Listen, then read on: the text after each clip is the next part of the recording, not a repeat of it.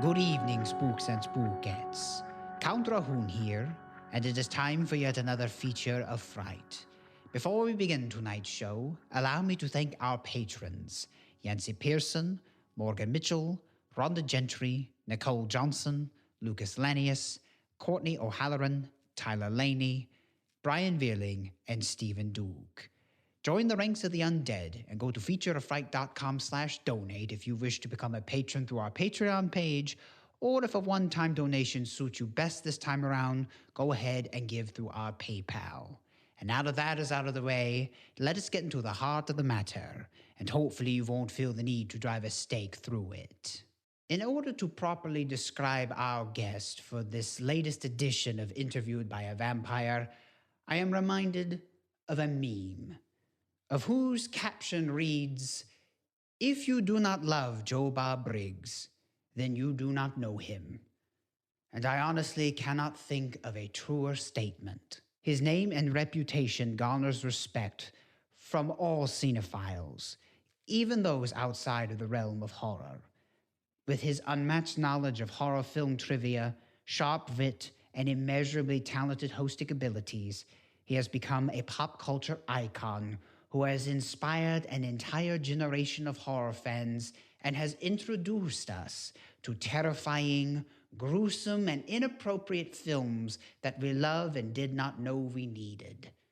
Spooks and spookettes, it is my honor to present to you the man, the myth, the mad Texan, and the host of The Last Drive-In on Shudder, Mr. Joe Bob Briggs. JB, welcome to Count Drahoon's Feature of Fright. Happy to be here. Oh, thank you. Count. So, JB, let's jump right into it. April 24th, The Last Drive-In returns. Can you give us a preview of maybe the first couple of films we're going to be watching?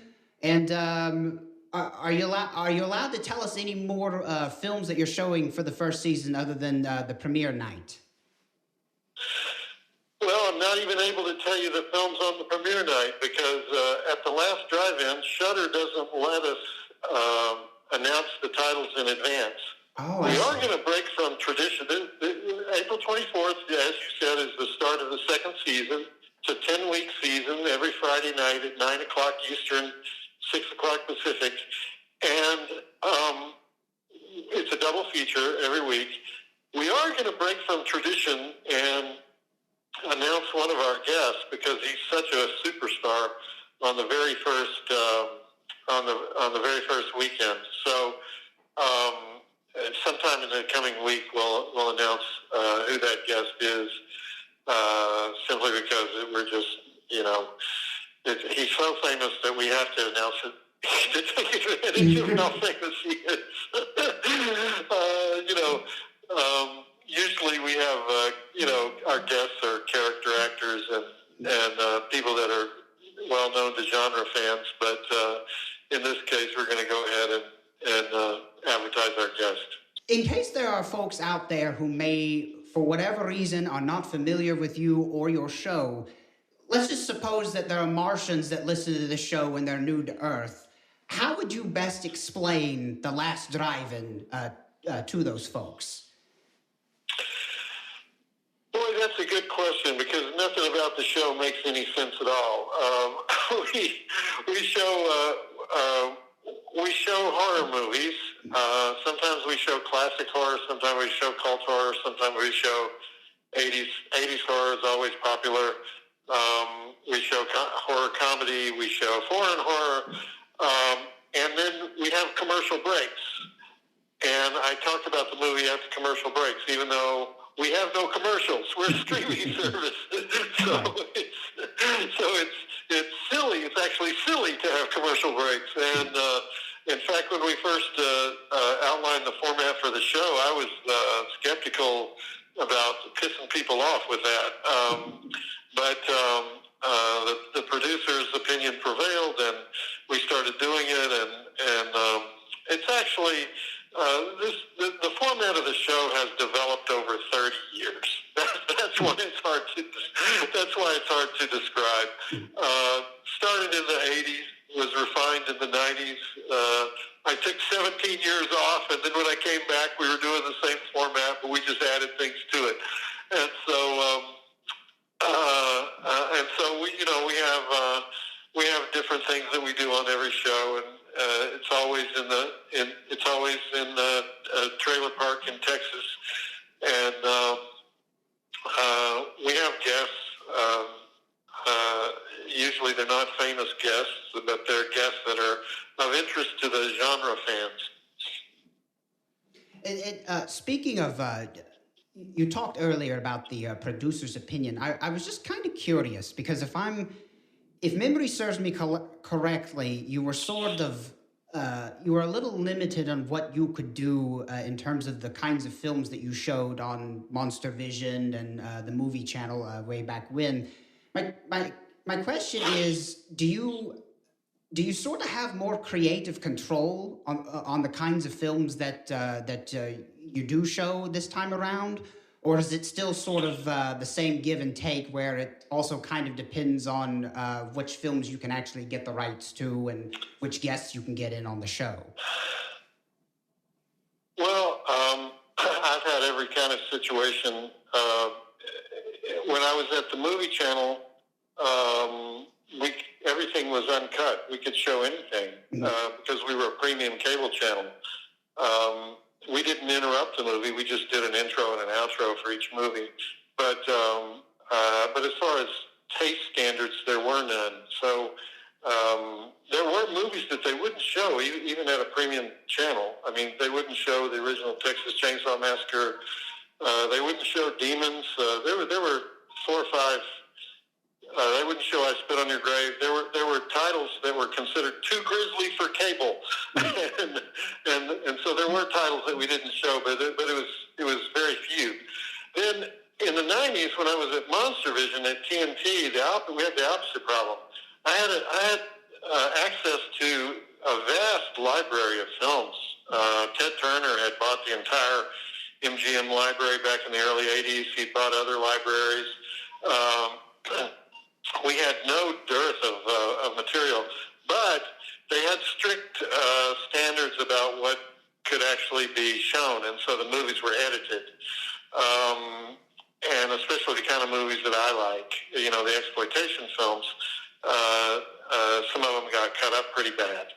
So then at Shudder, we can show anything. The limitation is we can't license every film in the world. We have to choose what we license. And Sam Zimmerman is the curator of Shudder, does a great job of scoping out what's available around the world and getting us the best we can. But a lot of times those titles that we really, really crave, we just can't get them because somebody else has them. There's a lot of streaming services now, and so, the other services might have them, or they might have some kind of clause in the contract that I can't interrupt the movie, and so we have that problem. But we always find enough to have a good time. All legality aside, I can't imagine any filmmaker that would not want their film to be interrupted by you. Oh, you'd be surprised. You'd be surprised. I would hate to meet that person. I do have to say, JB, I'm a little disappointed that you didn't call Demons by its proper title. Demoni. Demoni. You have such a fascinating Italian accent. Yeah, for some reason people like me to do that bad Italian accent. Well, some people say I have a bad Eastern European accent, so I watched the taped replay of the night I hosted Demons, and I said to the person I was with, man, I was doing that hokey Italian accent the whole time. Well, that was totally racist, wasn't it? Said, oh yeah, it totally was. And I was like, oh man, I'm going to get hammered for this. But so I I never got in trouble for it. I don't think I would do it again, though. Right. But it's funny. I know you've probably have talked about this on other shows, but you needless to say, you're very politically incorrect, and yet you've managed to survive a potential onslaught of potential angry mobs over the things you've said.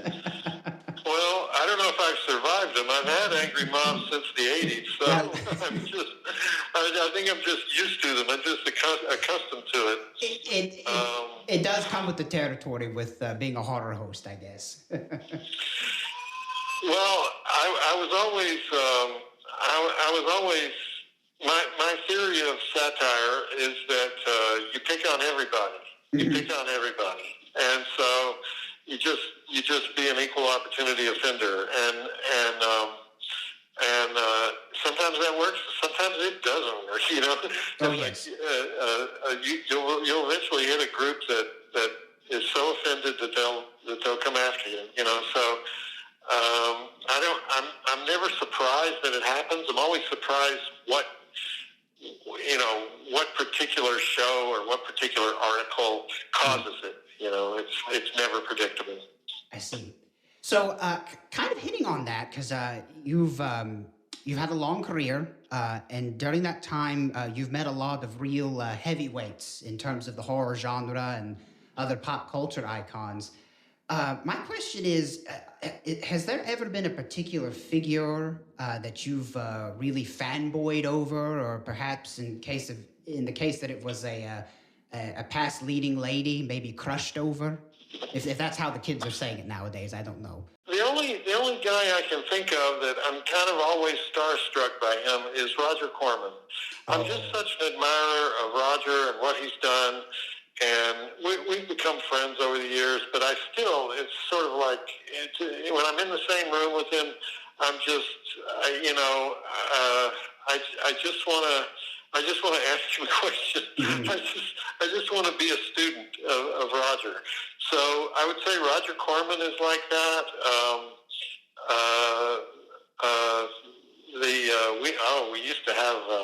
We used to have Scream Queen Appreciation Month, and I would be surrounded by Scream Queens. That was always fun.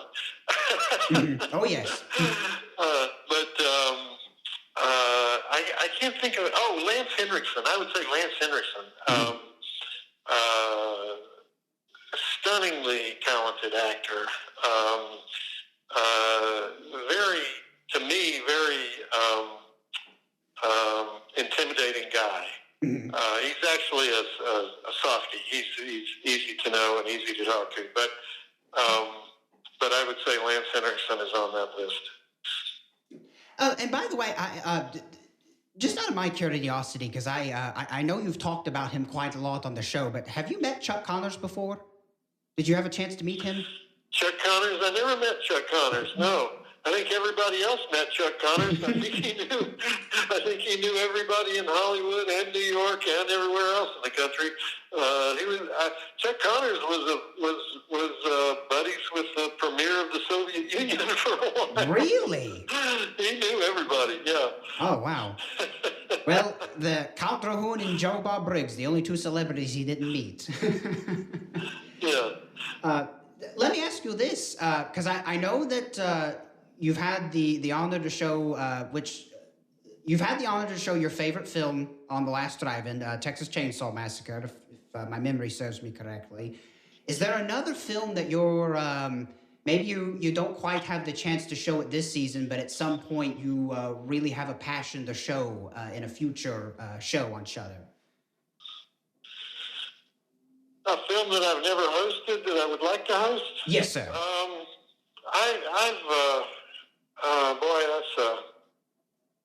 That's a tough one. You know what? I don't think. Oh man, I'm going to get this wrong. But I don't think I've ever hosted the original Exorcist. Now somebody's going to come up with the tape and prove me wrong. But I think I've written about it, but I don't think I have ever actually hosted it on a show. And so that would be one. I'm not sure. It's just like it all blends together after so many. No, I understand because you've hosted a lot of the films. Like 20,000 hours of TV. Well, I'll tell you what. Let's shift gears really quick because there's something else I really want to ask you about. It's your for lack of a better term, your lecture series, How Rednecks Saved Hollywood. I don't want to give too much away because I want to encourage folks to actually go out and see it whenever it comes to a town near them. But is it possible to tell us in a nutshell how Rednecks saved Hollywood? That is my live one-man show. It's a multimedia show that I do all over the country. And it takes me 2 hours. It takes me in excess of 2 hours to explain how Rednecks saved Hollywood. So no, I can't. I don't Right, that's not a magic version. bullet. I don't have any shortened version of it, but it's oh boy. It's full of information that you never knew that you wanted to know until I put it in the rear lobe of your brain. That's basically what it is. It's the whole history of the redneck as told through film. And the 400-year history of the redneck as told through film. I even identify the original redneck in history. We talk about it. And but it's really hard to explain. I'm blessed with I've never gotten a bad review on the show, so I think it's one of those things that it's a live show. I don't think I could ever do it as a TV show or as anything else other than a live show. And so you just have to come and see it. And I'll tell you this: by the time I'm finished with it, I'm exhausted. Hopefully the audience is not exhausted, but I'm exhausted by the time I finish that show. Well, it's just so fascinating because that's an entire history of film and really just history in general that I'm not familiar with.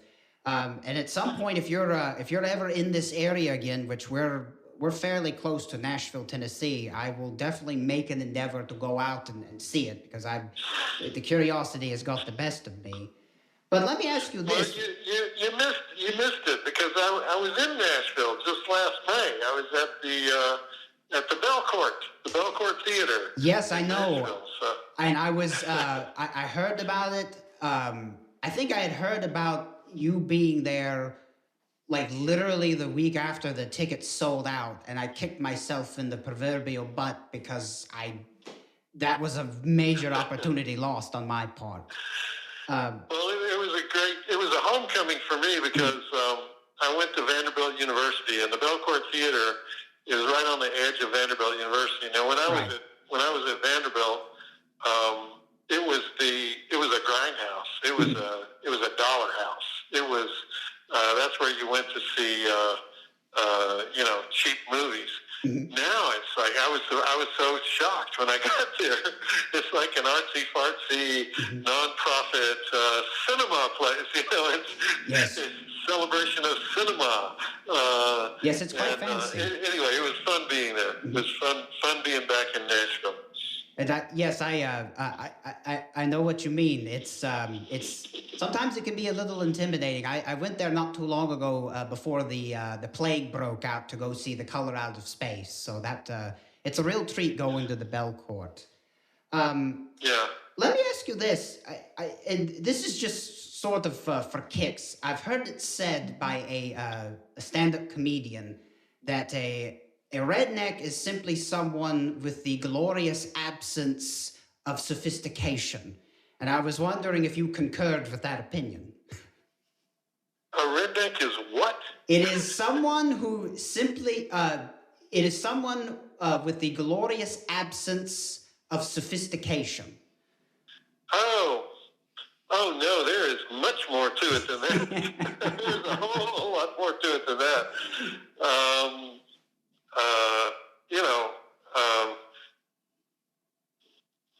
Rednecks were kicked out of 2 countries before they ever got to Appalachia. Mm-hmm.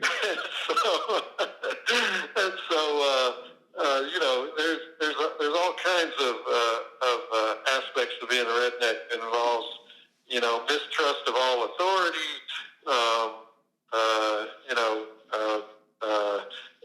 propensity to bear firearms. It's not just the absence of sophistication. Although they value the absence of sophistication, a redneck doesn't trust someone who's too sophisticated. I see. Do you happen to know where the word redneck comes from? I was always curious about that. Redneck comes from, it was coined in the year 1830. It comes from our first female reporter, who's journalist, whose name escapes me right now, but she was in Fayetteville, North Carolina, and she wanted to get across how uncouth Southerners were, and especially Presbyterian Southerners, and so she called them rednecks. And that was the first use of the word redneck. Why would the rednecks be red? Because they were farmers. They worked out in this. They were from Scotland and Ireland, and they were farmers. And so their skin broke out in red blotches. So they didn't suntan. So they're out in the sun all day as farmers, and they had this red blotchy necks because they had that Irish skin, Scottish skin, and so. But to call them rednecks, it was a put down. It was definitely a put down. It was much later that rednecks adapted the moniker for themselves. I see. So shifting gears again, really quick. Over the years, you've had the pleasure of making appearances in a lot of interesting works of art, such as the film Casino. I believe you were in the title of it escapes me, but I believe you were in a Stephen King picture at one time. And then, of course, your memorable segment on Married with Children. I was kind of curious to see if we can expect Joe Bob to show up in any more movies anytime soon. There's actually, there's one movie that's going to come out. Well, it was supposed to come out in June, I think. We'll see if it still comes out in June. But I can't tell you the title because we're going to actually show it on the last drive-in. Oh, great. Awesome. Yeah.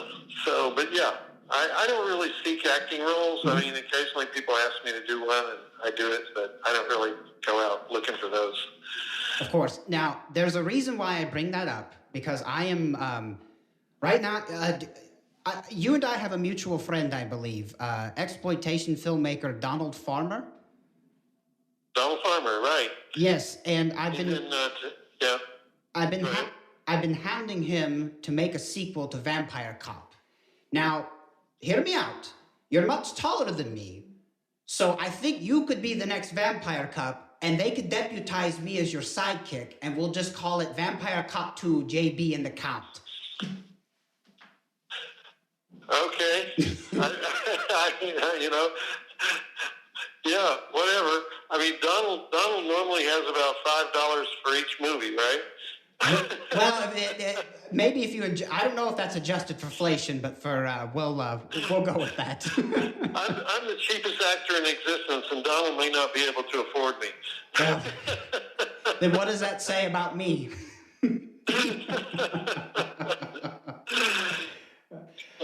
Well, we're wrapping up here, JB. But are there any other projects besides the Last Drive-In or How Rednecks Saved Hollywood that you'd like to take a few minutes to talk about?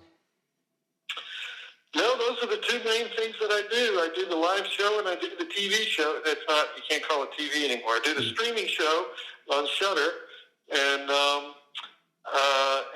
I was doing quite a few, conventions and film festivals. All of those have been canceled, so I don't know when those will start up again. I'm supposed to start doing my live show again at the Horror Film Festival in Salem, Massachusetts in October. that's probably the first time I'll be back out.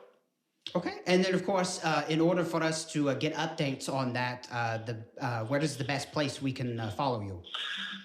Well, you can go to my website, joebobbriggs.com, or you can go to my Twitter, The Real Joe Bob on Twitter, and I can keep you informed that way. But or you can just write to me at joebob@joebobbriggs.com, and I'll put you on the mailing list for all the stuff we send out. There you have it, spooks and spookettes. Well, Joe Bob, I believe we're just about out of time. I just wanted to take just a quick second to really thank you for coming back. I'm glad that you have a new show on Shudder, because I know you never really went anywhere. You know, you were sort of doing your own thing and pursuing other endeavors. But when you came back, when you did that first marathon, I think the world collectively breathed a huge sigh of relief, because we needed you, and just thank you for all that you do for cinema and just being you. Well, thank you for that. I appreciate that. No problem. And of course, JB, you have an open invitation anytime you'd like to come back to Count Drahoon's Feature of Fright. So thank you again, sir, for coming on. All right. Thank you, Count. All right, and there you have it, spooks and spookettes. Unfortunately, that's all the time that we have, but be sure to join me next time for yet another Feature of Fright. Until then, as far as things go, when things go bump in the night, there are such things.